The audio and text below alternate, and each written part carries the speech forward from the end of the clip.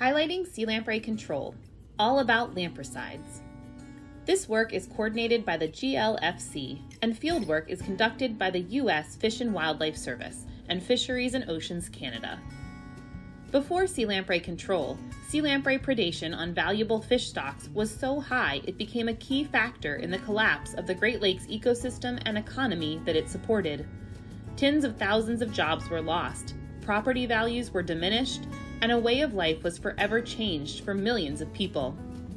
Sea lampreys killed more than 100 million pounds of Great Lakes fish annually, which was 5 times the commercial harvest in the upper Great Lakes. Today, sea lamprey predation on valuable fish stocks has been reduced by 90% in most areas of the Great Lakes. The commercial, recreational, and tribal fisheries of the Great Lakes are collectively valued at more than $7 billion annually and support more than 75,000 jobs. Without sea lamprey control, the Great Lakes fishery would not exist as we know it. Lampricides, which are chemicals used to specifically target larval sea lampreys, are the primary weapon in the sea lamprey control arsenal and have been successfully applied in the Great Lakes since 1958. In the late 1950s and early 1960s, under the direction of the U.S. Fish and Wildlife Service, scientists at the Hammond Bay Biological Station in northern Michigan began testing compounds to combat the unchecked sea lamprey populations. The primary goal at the time was to find a pesticide that would selectively kill sea lamprey larvae without significantly harming other plants or animals, or having any long-term impacts on the ecosystem.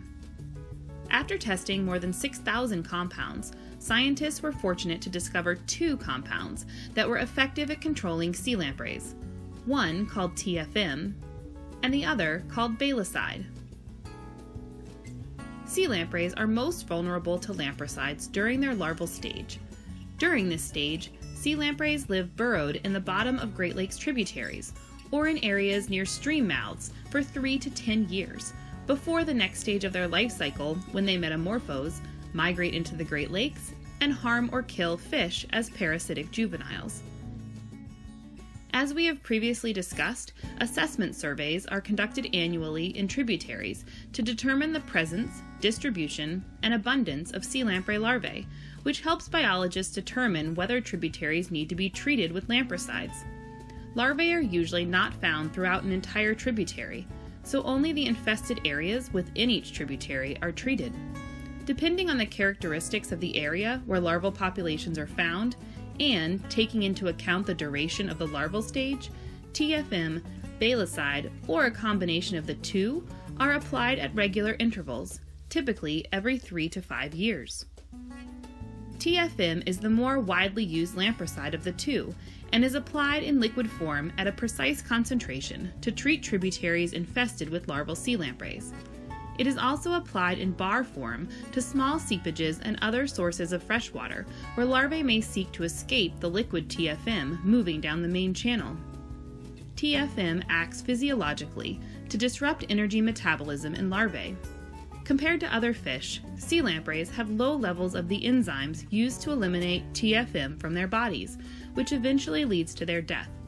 Most other organisms are unaffected by TFM at the concentrations applied. A granular form of Balicide is typically applied to slow-moving or stationary waters, where it sinks to the bottom before releasing its active ingredient. This enables control of sea lamprey larvae in areas where TFM cannot be used. During some treatments, Balicide is used in combination with TFM, which increases the toxicity, thereby reducing the amount of TFM needed and cost of the treatment, while maintaining treatment effectiveness. TFM and Balicide break down in a matter of days after treatment and do not bioaccumulate in the aquatic environment, making them effective and environmentally conscientious control tools. About 200 Great Lakes tributaries and larval hotspots are regularly treated with lampricides to kill larvae before they have a chance to prey on fish. Both TFM and Balicide are registered by the U.S. Environmental Protection Agency and Health Canada Pest Management Regulatory Agency. Registration requires scientific studies to show that lampricides can be used with minimal risk to people or the environment. What does a treatment involve? Prior to a Lampricide treatment, extensive sampling is done to understand the chemical and physical conditions of the tributary. Stream discharge, temperature, pH, and alkalinity, for instance, all influence treatment effectiveness. Each stream is different and often complex, so each treatment must be individually tailored to the system.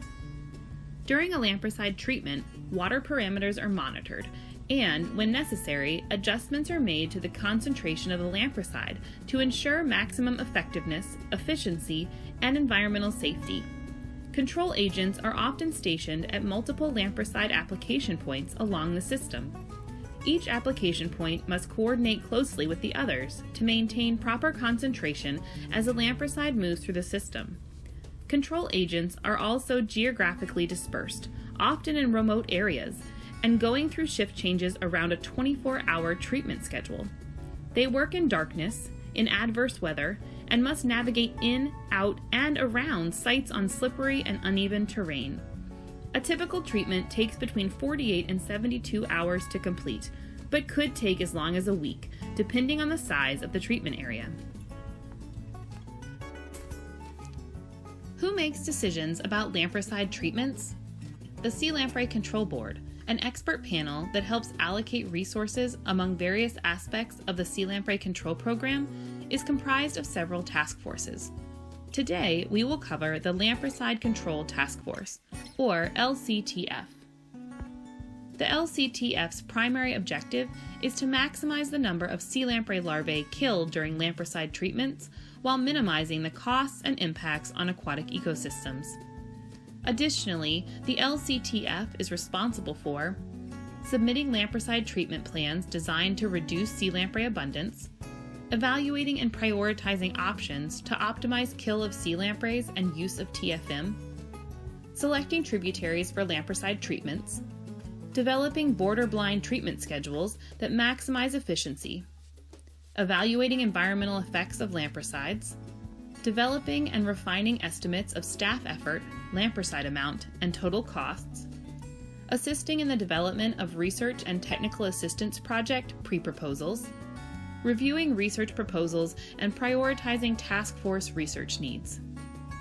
Members of the Larval Control Task Force work hard to ensure the success of the Sea Lamprey Control Program.